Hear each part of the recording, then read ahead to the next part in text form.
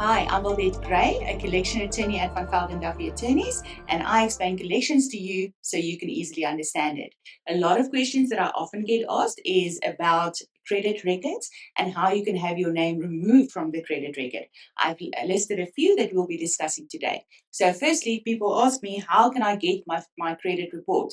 So there's many ways in which you can get it. The easiest is by contacting the major credit bureaus. They are supposed to give you one free credit check each year.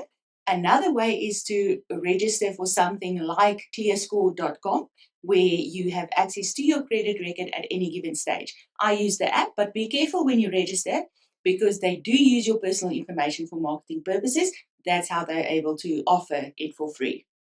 The other question that I often get asked is, does checking my credit score lower it? No, it's not supposed to lower it. You are entitled to view your credit score at any given stage to make sure there's no defaults listed against it. And then what happens if you are blacklisted and how do you get rid of it? So in South Africa, blacklisted means one of two things. Either a default listing against your name, which means the creditor haven't taken legal action against you yet, but they've listed you as a default payer with the credit bureau. In those circumstances, you can obtain the details of the creditor and contact them to find out what is going on. You must then either pay the debt or there's an internal process with each credit bureau that you can follow to make sure that your name is removed.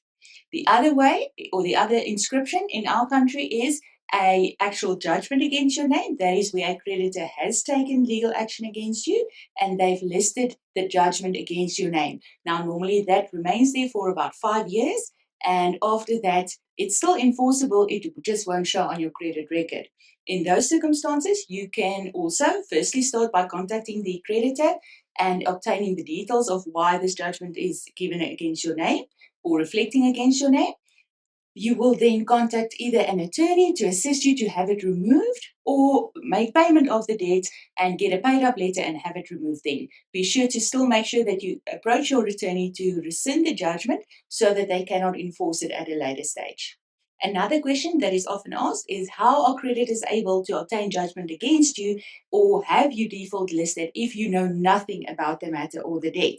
In those circumstances, what normally happens is they will send a letter of demand to you via either post or email or at your last known address, the address that you gave them to ensure that you will, or to specify that you will receive notices at that address. In those circumstances, they can then proceed to default list you after a period of time without you knowing about it. If they have obtained judgment against you and you know nothing about it, that is usually where you also gave an address. We call it a domicilium address, where you agree to receive notices. If you did not change that address and you moved away, they can still serve the summons at the address and then obtain judgment against you without you being aware of it.